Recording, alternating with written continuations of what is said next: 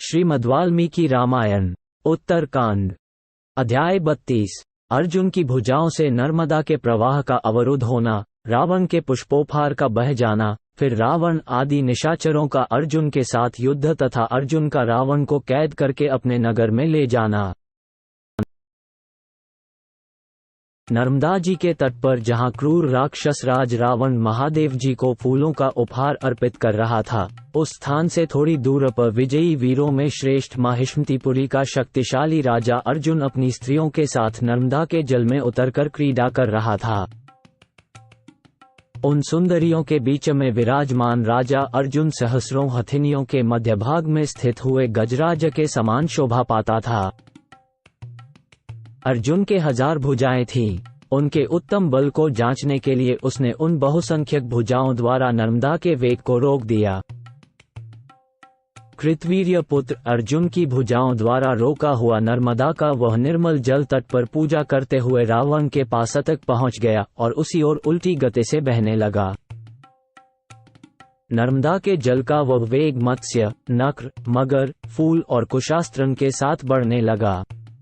उसमें वर्षाकाल के समान बाढ़ आ गई। जल का वह वेग, जिसे मानो कार्तवीर्य अर्जुन ने ही भेजा हो, रावण के समस्त पुष्पोपहार को बहा ले गया।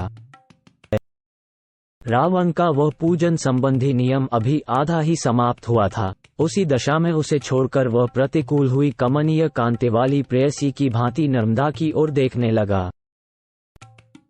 पश्चिम से आते और पूर्व दिशा में प्रवेश करके बढ़ते हुए जल के उस वेग को उसने देखा। वह ऐसा जान पड़ता था मानो समुद्र में ज्वार आ गया हो। उसके तटवर्ती वृक्षों पर रहने वाले पक्षियों में कोई घबराहट नहीं थी। वह नदी अपनी परम उत्तम स्वाभाविक स्थिति में स्थित थी। उसका जल पहले ही जैसा स्वच्छ एवं निर्मल दिखाई देता था। उसमें वर्षाकालिक बाढ़ के समय जो मलिनता आदि विकार होते थे, उनका उस समय सर्वथा अभाव था। रावण ने उस नदी को विकार शून्य हृदय वाली नारी के समान देखा। उसके मुख से एक शब्द भी नहीं निकला। उसने मौन व्रत की रक्षा के लिए बिना बोले ही दाहिने हाथ की अंगुली से संकेत मात्र करके बाढ़ के कारण का पता लगाने के निमित्त शुक और सारंग को आदेश दिया। रावण का आदेश पाकर दोनों वीर भ्राता शुक और सारण आकाश मार्ग से पश्चिम दिशा की ओर प्रस्थित हुए। केवल आधा योजन जाने पर ही उन दोनों निशाचरों ने एक पुरुष को स्त्रियों के साथ जल में क्रीड़ा करते देखा। उसका शरीर विशाल सालवृक्ष के समान ऊंचा था। उसके केश जल से ओतप्रोत हो रहे थे। नेत्र प्रांत में मद की लाली दिखाई दे रही थी और चित्त भी मद से व्याकुल जान पड़ता था। वो शत्रुमर्दन वीर अपनी सहस्र भुजाओं से नदी के वेग को रोककर सहस्रों चरणों से पृथ्वी को थामे रखने वाले पर्वत के समान शोभा पाता था। नई अवस्था की सहस्रों सुंदरियां उसे घेरे हुए ऐसी जान पड़ती थीं, मानो सहस्रों मदमत हथिनियों ने किसी गजराज को घेर रखा हो। उस परम अद्भुत दृश्य को देखकर राक्षस शुक और सारण लौट आए और रावण के पास जाकर बोले, राक्षस राज, यहाँ से थोड़ी ही दूर पर कोई सालवृक्ष के समान विशालकाय पुरुष है, जो बांध की तरह नर्मदा के जल को रोककर स्त्रियों के साथ क्रीड़ा कर रहा है। उसकी सहस्र भुजाओं से नदी का जल रुक गया है, इसीलिए ये बारंबार समुद्र के ज्वार की भांति जल के उद्गार की सृष्टि कर रही है। इस प्रकार कहते हुए शुक और सारण की बातें सुनकर रावण बोल उठा, वही अर्जुन है। ऐसा कहकर वह युद्ध की लालसा से उसी ओर चल दिया। राक्षस राज रावण जब अर्जुन की ओर चला, तब धूल और भारी कोलाहल के साथ वायु प्रचंड वेग से चलने लगी। बादलों ने रक्तबिंदुओं की वर्षा करके एक बार ही बड़े जोर से गर्जना की।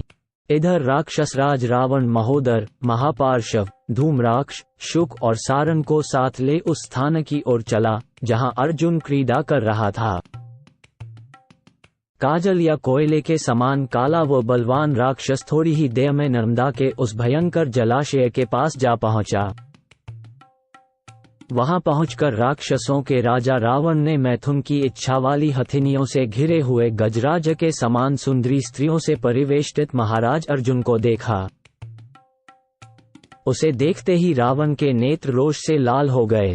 अपने बल के घमंड से उद्दंड हुए राक्षसराज ने अर्जुन के मंत्रियों से गंभीर वाणी में इस प्रकार कहा, मंत्रियों, तुम हेहराज से जल्दी जाकर कहो कि रावण तुमसे युद्ध करने के लिए आया है। रावण की बात सुनकर अर्जुन के वे मंत्री हथियार लेकर खड़े हो गए और रावण से इस प्रकार बोले, वाह रे रावण, वाह, तुम्हें युद्ध के अवसर का अच्छा ज्ञान है। हमारे महाराज जब मदमत होकर स्त्रियों के बीच में क्रीड़ा कर रहे हैं, ऐसे समय में तुम उनके साथ युद्ध करने के लिए उत्साहित हो रहे हो। जैसे कोई व्याघ्र कामवासना से वासित हथिनियों के बीच में खड़े हुए गजराज से जूझना चाहता हो, उसी प्रकार तुम स्त्रियों के समक्ष क्रीड़ा विलास में तत्पर हुए राजा अर्जुन के साथ युद्ध करने का हौसला दिखा रहे हो। तात दशग्रीव, यदि तुम्हारे हृदय में युद्ध के लिए उत्साह है तो रात भर क्षमा करो और आज की रात में यहीं ठहरो। फिर कल सवेरे तुम राजा अर्जुन को सम्रांगण में उपस्थित देखोगे। युद्ध की तृष्णा से घिरे हुए राक्षसराज, यदि तुम्हें जूझने के लिए बड़ी जल्दी लगी हो तो पहले रणभूमि में हम सबको मार गिराओ, उसके बाद महाराज अर्जुन के साथ युद्ध करने पाओगे। ये सुनकर रावण के भूखे मंत्री युद्ध स्थल में अर्जुन के अमात्यों को मार मार कर खाने लगे। इससे अर्जुन के अनुयायियों तथा रावण के मंत्रियों का नर्मदा के तट पर बड़ा कोलाहल होने लगा। अर्जुन के योद्धा बाणों, तोमरों, भालों, त्रिशूलों और वज्रकर्षण नामक शस्त्रों द्वारा चारों ओर से धावा करके रावण सहित समस्त राक्षसों को घायल करने लगे। हेहराज के योद्धाओं का वेग नाकों, मत्स्यों और मगरों सहित समुद्र की भीषण गर्जन के समान अत्यंत भयंकर जान पड़ता था। रावण के वे मंत्री प्रहस्त, शुक और सारण आदि कुपित हो अपने बल पराक्रम से कार्तवीर्य अर्जुन की सेना का संहार करने लगे।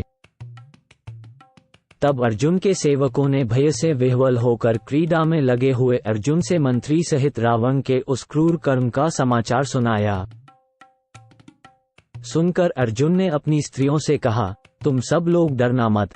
फिर उन सबके साथ वह नर्मदा के जल से उसी तरह बाहर निकला जैसे कोई दिग्गज हथिनियों के साथ गंगा जी के जल से बाहर निकला हो। उसके नेत्र रोष से रक्तवर्ण के हो गए। वह अर्जुन रूपी अनल प्रलय काल के महाभयंकर पावक की भांति प्रज्वलित हो उठा। सुंदर सोने का बाजूबंद धारण करने वाले वीर अर्जुन ने तुरंत ही गदा उठा ली और उन राक्षसों पर आक्रमण किया, मानो सूर्यदेव अंधकार समूह पर टूट पड़े हों। जो भुजाओं द्वारा घुमाई जाती थी, उस विशाल गदा को ऊपर उठाकर गरुड़ के समान तीव्र वेग का आश्रय ले राजा अर्जुन तत्काल ही उन निशाचरों पर टूट पड़ा। उस समय मूसलधारी प्रहस्त, जो विंध्यगिर के समान अविचल था, उसका मार्ग रोक कर खड़ा हो गया। ठीक उसी तरह जैसे पूर्व काल में विंध्याचल ने सूर्यदेव का मार्ग रोक लिया था। मद से उद्दंड हुए प्रहस्त ने कुपित हो अर्जुन पर लोहे से मढ़ा हुआ एक भयंकर मूसल चलाया और काल के समान भीषण गर्जना की। प्रहस्त के हाथ से छूटे हुए उस मूसल के अग्रभाग में अशोक पुष्प के समान लाल रंग की आग प्रकट हो गई, जो जलाती हुई सी जान पड़ती थी। किंतु कार्तवीर्य अर्जुन को इससे तनिक भी भय नहीं हुआ। उसने अपनी ओर वेगपूर्वक आते हुए उस मूसल को गदा मारकर पुनर्तः विफल कर दिया। तत्पश्चात गदाधारी हेहराज, जिसे 500 भुजाओं से उठाकर चलाया जाता था, उस भारी गदा को घुमाता हुआ प्रहस्त की ओर दौड़ा। उस गदा से अत्यंत वेगपूर्वक आहत होकर प्रहस्त तत्काल पृथ्वी पर गिर पड़ा, मानो कोई पर्वत वज्रधारी इंद्र के वज्र का आघात पाकर ढह गया हो। प्रहस्त को धराशायी हुआ देख मारीच, शुक, सारण, महोदर और धूम्राक्ष सम्रांगण से भाग खड़े हुए। प्रहस्त के गिरने और अमात्यों के भाग जाने पर रावण ने नृपश्रेष्ठ अर्जुन पर तत्काल धावा किया।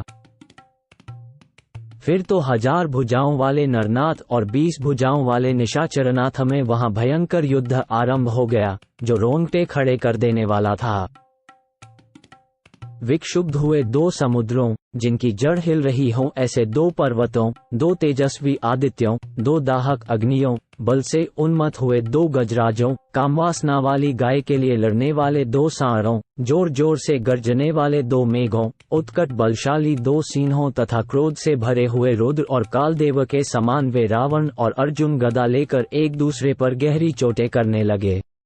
51-53 जैसे पूर्व काल में पर्वतों ने वज्र के भयंकर आघात सहे थे, उसी प्रकार वे अर्जुन और रावण वहां गदाओं के प्रहार सहन करते थे। जैसे बिजली की कड़क से संपूर्ण दिशाएं प्रतिध्वनित हो उठती हैं, उसी प्रकार उन दोनों वीरों की गदाओं के आघातों से सभी दिशाएं गूंजने लगी। जैसे बिजली चमककर आकाश को सुनहरे रंग से युक्त कर देती है, उसी प्रकार रावण की छाती पर गिराई जाती हुई अर्जुन की गदा उसके वक्ष स्थल को सुवर्ण की सी प्रभा से पूर्ण कर देती थी। उसी प्रकार रावण के द्वारा भी अर्जुन की छाती पर बारंबार गिराई जाती हुई गदा किसी महान पर्वत पर गिरने वाली उल्का के समान प्रकाशित हो उठती थी। उस समय न तो अर्जुन थकता था और न राक्षस गणों का राजा रावण ही। पूर्व काल में परस्पर जूझने वाले इंद्र और बलि की भांति उन दोनों का युद्ध एक समान जान पड़ता था। जैसे सांड अपने सींगों से और हाथी अपने दांतों के अग्रभाग से परस्पर प्रहार करते हैं, उसी प्रकार वे नरेश और निशाचर राज एक दूसरे पर गदाओं से चोट करते थे। इसी बीच में अर्जुन ने कुपित होकर रावण के विशाल वक्ष स्थल पर दोनों स्तनों के बीच में अपनी पूरी शक्ति से गदा का प्रहार किया। परंतु रावण तो वर के प्रभाव से सुरक्षित था, अतः रावण की छाती पर वेगपूर्वक चोट करके भी वह गदा किसी दुर्बल गदा की भांति उसके वक्ष की टक्कर से 2 टूक होकर पृथ्वी पर गिर पड़ी। तथापि अर्जुन की चलाई हुई गदा के आघात से पीड़ित हो रावण एक धनुष पीछे हट गया और आर्तनाद करता हुआ बैठ गया।